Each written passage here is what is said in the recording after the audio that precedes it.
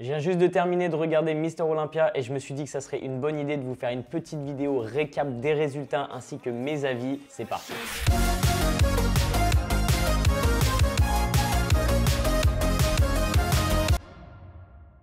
Bonjour à tous, pour ceux qui ne me connaissent pas encore, je m'appelle Nevin, je suis coach et cofondateur de la formation Bayesian France. Et sur cette chaîne, nous parlons habituellement de comment le corps fonctionne pour vous éviter toute frustration et vous permettre d'atteindre vos objectifs physiques et psychiques. Aujourd'hui, vidéo un petit peu différente. Je suis aussi un passionné de bodybuilding depuis très longtemps et je viens de finir de regarder Mister Olympia 2022 et je me suis dit que ça serait une bonne idée de vous donner déjà les résultats et de vous donner un petit peu mon avis sur les classements et sur cette compétition en général. On va commencer par la catégorie phare pour moi, classique physique Olympia. Chris Bumstead, CBum, a gagné les 3 dernières éditions. Cette année, il s'est représenté avec un physique absolument incroyable et il a repris la première place du podium. Je pense que c'était pas discutable. Quand il est arrivé, sa taille, sa masse musculaire, sa condition physique était absolument incroyable. Il s'est présenté comme un vrai champion et a gagné la place qu'il mérite sans aucun doute. Je pense qu'il n'y avait même pas vraiment de débat possible cette année, encore une fois. C'est maintenant une catégorie qui est jugée avec Chris Bumstead en référence. C'est vraiment l'icône du bodybuilding classique actuel. Ceci dit, petit point important à tirer de sa présentation, c'est que premièrement, son biceps gauche était un petit peu bizarre. Il n'était pas vraiment défini, donc il s'est sans doute blessé ou je ne sais quoi. Mais clairement, il y avait quelque chose et j'aimerais bien en savoir plus et en apprendre plus là-dessus. De même, son quadriceps droit et sa cuisse droite étaient un petit peu inférieurs à sa cuisse gauche. Donc encore une fois, est-ce que c'est à cause de la blessure qu'il a eu il y a quelques temps? Peut-être qu'il n'a pas réussi à s'entraîner comme il voulait, peut-être qu'il n'a pas réussi à faire sa recharge comme il voulait. J'espère qu'il en parlera. C'est ce qu'il fait généralement, c'est qu'il ne parle pas de ses problèmes avant la compétition et il en parle après. Donc j'espère qu'on va avoir un petit peu plus d'informations là-dessus. En deuxième place, nous avons Ramon Dino qui a vraiment un physique hors norme incroyable, qui est d'ailleurs au maximum de son poids pour sa taille, parce que je vous rappelle qu'en catégorie classique physique, vous avez un certain poids qui est limité en fonction de la taille que vous faites et ça sera sans doute problématique pour le futur parce que d'après ce que j'ai compris, c'était déjà difficile pour lui d'arriver au poids, c'est-à-dire d'arriver à perdre assez de poids lors de la pesée pour se présenter cette année. Et je pensais pas dire ça un jour, mais honnêtement, si j'avais un physique à choisir sur le plateau, ça serait sans doute celui de Ramon. Il est juste impressionnant, il a des bras, il a un haut du corps qui est absolument hors norme. Je pensais pas dire ça un jour avec Chris Bumstead à côté, mais juste, je le trouve absolument incroyable avec une taille super fine, un développement incroyable. Il manque peut-être un tout petit peu de jambes, en particulier quand on le met à côté de Earth, qui est le 3e, de Miracle Bear, ou à côté de Chris Bumstead, on a l'impression que ses jambes sont un petit peu sous-développées, mais ça reste pour moi un physique absolument hors norme, genre quand il est à côté, les bras, etc., c'est incroyable. En 3e position, nous avons donc Earth, The Miracle Bear, qui a présenté un physique absolument incroyable, une condition physique incroyable aussi, un posing incroyable. Vraiment, il n'y a rien à dire, c'est juste que malheureusement, il arrive sur un plateau où le niveau est tellement élevé que vraiment c'est difficile de faire mieux que 3e place pour lui. Il est extrêmement jeune, donc je pense qu'il sera Mister Olympia un jour dans sa vie. S'il continue à être régulier comme ça et afficher la même condition physique et gagner en maturité musculaire, je pense qu'il n'y a aucune raison qu'il ne soit pas Mister Olympia à un moment dans le futur. En 4e position, Brian Hensley, qui est l'ancien Mister Olympia classique physique. Il était vraiment au top cette année. Je pense que malheureusement, le fait qu'il soit un petit peu plus petit le dessert face aux autres. Vraiment, Brian, rien à lui reprocher. C'est juste que sa taille, sa structure physique fait que je pense pas qu'il puisse faire beaucoup mieux que les 3 places du podium qui sont vraiment, à mon avis, vraiment au-dessus. En 5e position, nous avions Mike Sommerfeld. C'est sa 2e présentation à Mister Olympia. Un physique vraiment au top, un posing au top, conditions au top. Enfin, vraiment, je me répète, mais cette année, les compétiteurs arrivent avec des conditions physiques incroyables, des présentations incroyables. Ça fait vraiment la différence, je trouve, par rapport à Men's Bodybuilding Open, dont on va parler juste après. Mais là, vraiment, on a été gâtés en termes de physique et de présentation. Il n'y avait rien à dire. Une personne qu'on n'a pas vue dans le top 5 cette année, c'est Terence Ruffin. Extrêmement déçu de ne pas le voir ici. Je pense que comme Brion, le fait qu'il soit plus petit, le dessert en termes de présentation, vos yeux vont vers quelqu'un qui est plus massif, plus grand, mais son physique était exceptionnel, son posing est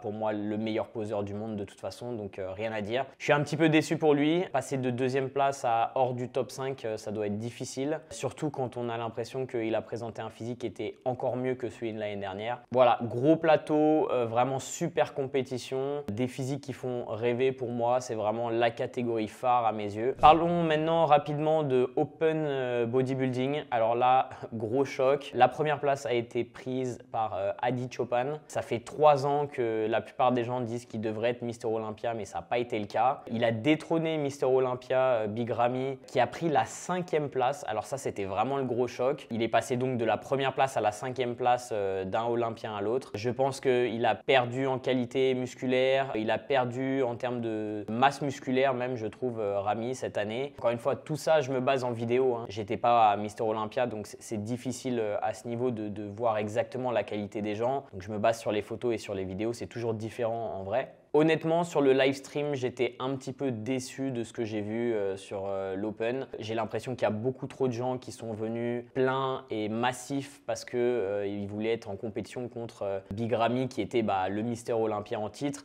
Et du coup, vu que c'est quelqu'un qui est beaucoup plus gros que le reste du plateau, sans doute ils ont voulu être plus gros que plutôt avec une bonne condition physique. Et je pense que c'est pour cette raison que Adi Choopan a gagné le titre. C'est qu'il est arrivé comme d'habitude avec une condition physique exceptionnelle. Dès qu'il commence à poser, on voit vraiment tous les détails de ses muscles, ses insertions, etc. Enfin, il n'y a rien à dire, c'est du professionnel. Et du coup, l'illusion est belle, c'est-à-dire que même s'il est un petit peu plus petit, même s'il a moins de masse musculaire que quelqu'un comme Big Ramy, il sort mieux en fait, parce que la shape générale est mieux, les détails ressortent et sont mieux, il n'y a pas vraiment de secret. La deuxième place a été prise par Derek Lunsford. Alors, il faut savoir que Derek, c'est sa première compétition en Open. Il était en 212 avant, il est monté d'une catégorie en Open et je pensais vraiment pas qu'il allait pouvoir se présenter avec un tel physique en Open en un an de différence, mais il a gagné de la masse musculaire et surtout sa condition physique était exceptionnelle. Je l'ai vu sortir sur le live stream sur son posing individuel, j'ai halluciné. C'était de loin le mec avec une condition physique largement supérieure au reste. Je me suis dit, putain, c'est ouf, mais jusqu'à présent, je dirais que potentiellement, il pourrait être Mister Olympia.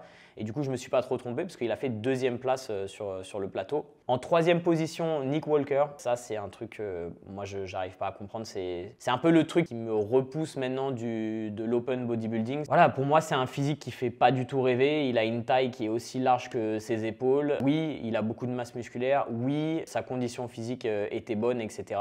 Mais pour moi, mettre quelqu'un comme ça en 3e place, franchement, je comprends pas. Il y avait d'autres physiques que j'aurais mis largement plus en avant, comme Samson Dauda, qui a vraiment une ligne exceptionnelle, je trouve, pour ce niveau en open bodybuilding, qui a encore une taille fine, qui présentait et qui posait super bien. Vraiment, c'est quelqu'un que j'aurais mis dans le top 5 personnellement, mais qui, encore une fois, peut-être parce qu'il manque un petit peu de masse musculaire par rapport aux autres, et un petit peu plus bas dans le classement, et ce que je trouve dommage, surtout pour mettre quelqu'un comme Nick Walker en 3e position. Je sais que sans doute beaucoup de personnes vont me dire « Ah ouais, mais qu'est-ce que tu racontes? Nick Walker, il a un physique incroyable, etc. » Et sur les réseaux sociaux, il y a plein de gens qui, à chaque fois, sont derrière Nick Walker, mais moi, c'est vraiment quelque chose que je ne comprends pas. En 4e place, nous avions un ancien Mister Olympia, Brandon Curry, qui, c'est son physique plus ou moins habituel. Pour moi, il n'y a pas vraiment de différence avec ses prestations des années d'avant. Manque un petit peu de conditions physiques sur les poses de derrière. C'est pas forcément un physique que j'apprécie. Je trouve qu'il a un développement du haut du corps qui est un petit peu trop important par rapport au bas du corps. Et en plus, le fait qu'il manque un petit peu de conditions physiques, je trouve que ça ressort moins. Après, vu qu'il est Mister Olympia, je pense qu'ils peuvent pas le mettre